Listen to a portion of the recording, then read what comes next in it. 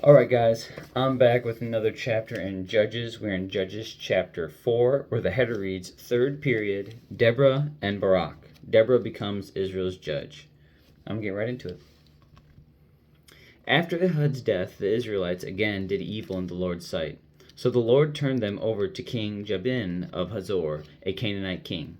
The commander of his army was Sisera, who lived in Harosheth Haggayim. Sisera, who had 900 iron chariots, ruthlessly oppressed the Israelites for 20 years. Then the people of Israel cried out to the Lord for help. Deborah, the wife of Lapidoth, was a prophet who was judging Israel at the time. She would sit under the palm of Deborah between Ramah and Bethel in the hill country of Ephraim, and the Israelites would go to her for judgment. One day she sent for Barak, son of Abinoam, who lived in Kadesh in the land of Naphtali.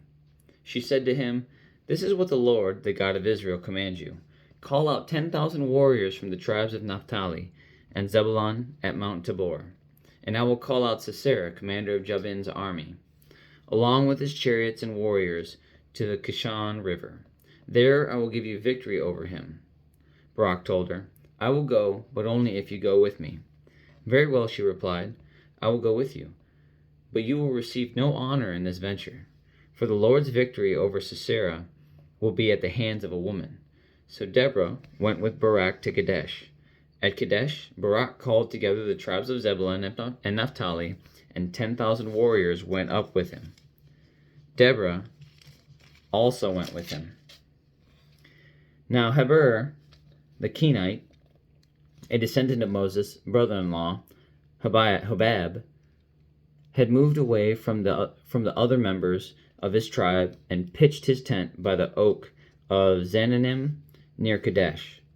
When Sisera was told that Barak, son of Abinoam, had gone up to Mount Tabor, he called for all 900 of his iron chariots and all of his warriors, and they marched from Harosheth Haggayim to the Kishon River. Then Deborah said to Barak, "Get ready. This is the day the Lord will give you victory over Sisera, for the Lord is marching ahead of you." So Barak led his 10,000 warriors down the slopes of Mount Tabor into battle. When Barak attacked, the Lord threw Sisera and all his chariots and warriors into a panic. Sisera leaped down from his chariot and escaped on foot.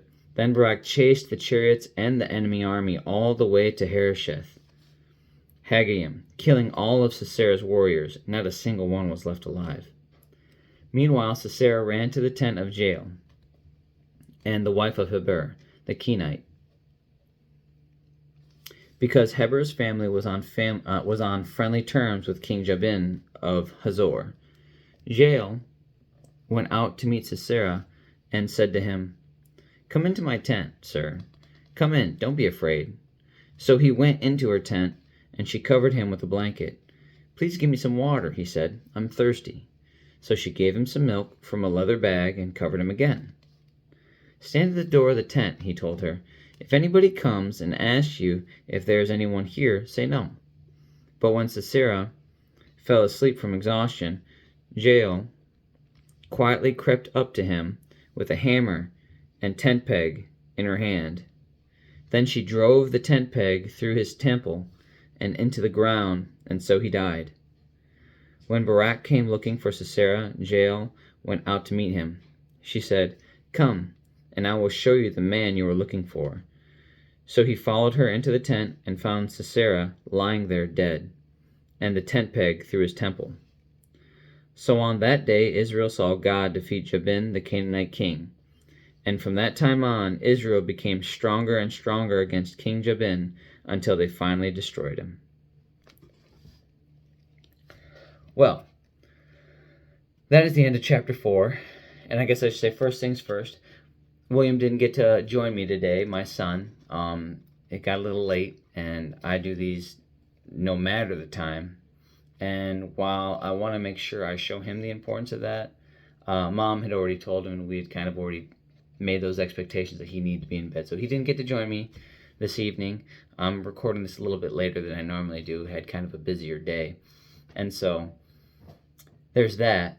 And now it's just reflecting on the chapter. It's so interesting to me who God uses, how he uses them, and really sometimes the manner of his outcome. What did he need 10,000 warriors for if, when they presented themselves regardless, the enemy was immediately put into fear?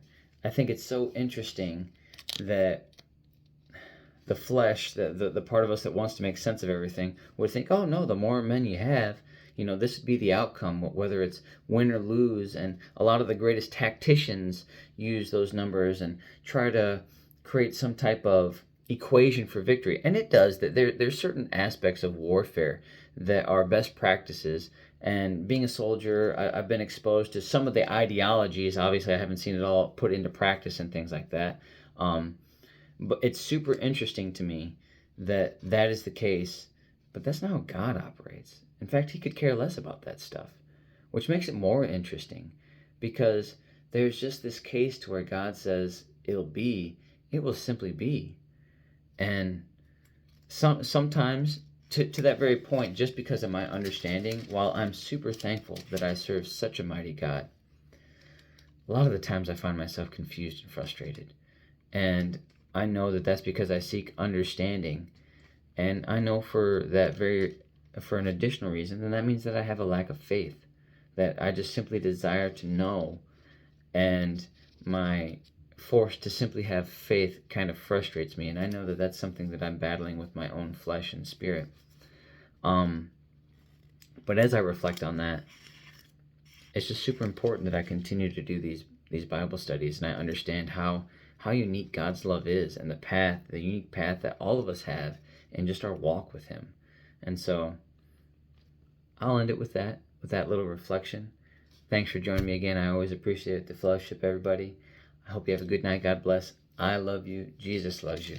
And I'll be back for chapter 5 of Judges tomorrow, where the header reads the Song of Deborah. Other than that, have a good night and God bless, guys. I'll see you tomorrow.